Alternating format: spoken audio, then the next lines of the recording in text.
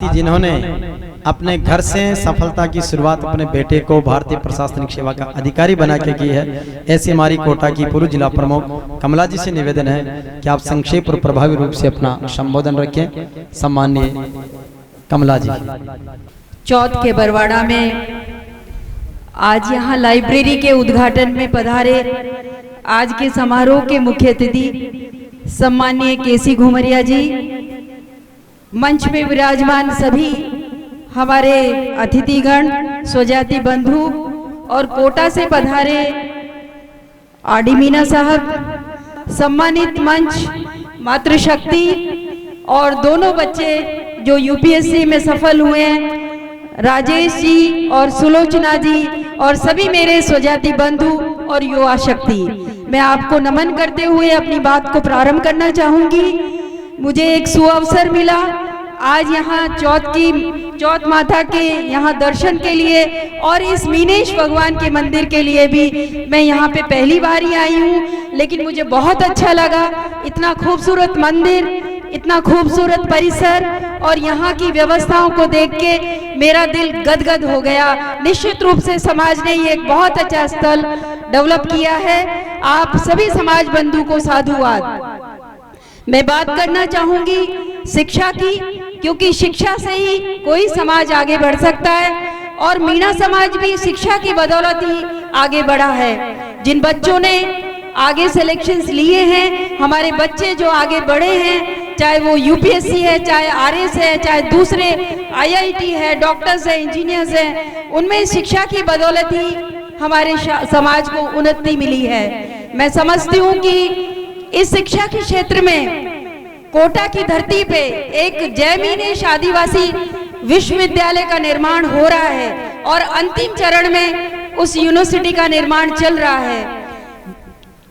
राजस्थान सरकार से हमें 75 बीघा जमीन करीब टोकन मनी में मिली है और 75 बीघा जमीन के अंदर 10,000 स्क्वायर मीटर के अंदर काम चल रहा है और 80-90% काम पूर्ण हो चुका है और जुलाई अगस्त से करीब अगले 1-1.5-2 महीने के अंदर अंदर पहला सत्र यूनिवर्सिटी का प्रारंभ होने जा रहा है। मैं समझती हूँ कि शिक्षा के क्षेत्र में एक मील का पत्थर ये यूनिवर्सिटी साबित होगी और आपके क्षेत्र के भी बच्चे, पूरे देश के बच्चे, मैं इनफैक्ट कहना चाहूंगी कि पूरे भारत के बच्चे इस यूनिवर्सिटी में अपना एडमिशन ले पाएंगे और अपना भविष्य बना पाएंगे।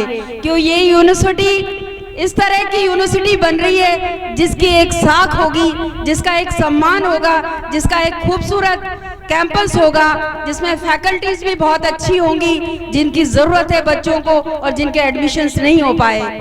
आज मैं आप सब लोग इस बात को जानते हैं। अभी मैं सुलोचना से बात कर रही थी, मैंने कहा आपने क्या किया, तो उन्होंने कहा कि मैंने ग्रेजुएशन किया है DU से, दिल्ली यूनिवर्सिटी। आप देखिए पूरे देश में दिल्ली यूनिवर्सिटी की कितनी शाख है।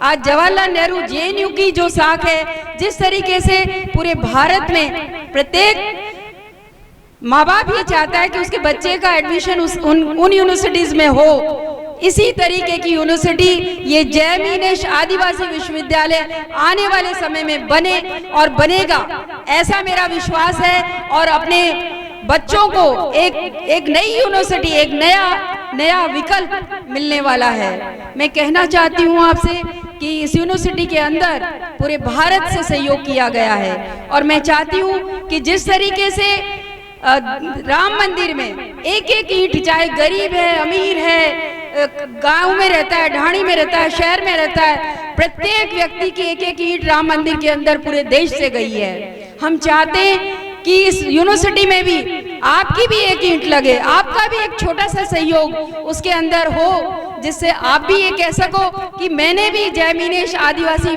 विश्वविद्यालय में सहयोग किया है, मेरी भी भागीदारी है। पूरे समाज को इस विश्वविद्यालय से हम जोड़ना चाहते हैं, इसीलिए हम आपके इस कार्यक्रम में आए, इस सभा में आए, जिससे कि आप लोगों के दर्शन कर सकें, आपको अपनी बात कह सकें और इस विश्वविद्यालय से आपको जोड़ सकें। मैं निश्चित रूप से एक बात और कहना चाहूंगी, आपके क्षेत्र में शिक्षा में आपके बच्चे और आप लोग बहुत आगे हैं, लेकिन हाड़ौती थोड़ा पीछे रह गया, क्योंकि मैं अलवर डिस्ट्रिक्ट की रहने वाली हूँ। अलवर डिस्ट्रिक्ट की लक्ष्मणगढ़ तहसील में मेरा छोटा सा एक गांव पड़ता है। मेरे पिताजी ने मुझे आज से 50 साल पहले मुझे पढ़ाया। आप देखिए, मैंने उस समय 80 में बीएससी करी, महारानीज कॉलेज जयपुर से बीएससी करी। आप देखिए उसका फायदा मेरे पियर में तो मिला ही, मेरे ससुराल में जाके मैं प्रधान बनी, जिला प्रमुख बनी।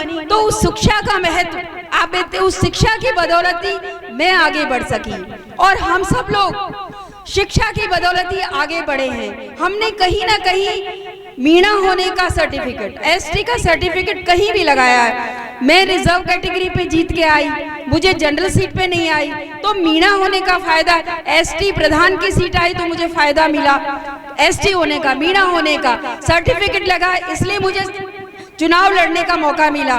जिला प्रमुख भी एसटी आई तो मुझे उसका लाभ मिला। मेरे हस्बैंड डॉक्टर है, उन्होंने भी वो डॉक्टर बने तो वो मीणा होने की बदौलत एसटी में आते थे, इसलिए उनका सिलेक्शन हुआ, वो डॉक्टर बने। मेरा बेटा आईएएस में सेलेक्ट हुआ 2010 में, तो उसको भी एसटी का, वो भी मीणा था, इसलिए उसको फायदा मिला। आप देखिए, हम तो आनंद में हैं, हमारा परिवार आनंद में है। बेटा आईएएस बन गया, हस्बैंड डॉक्टर है, मैं एक्स जिला प्रमुख रैली, राजनीति में और समाज में काम करे। लेकिन समाज को क्या मिला? मैं एक प्रश्न करना चाहती हूँ कि समाज को क्या मिला?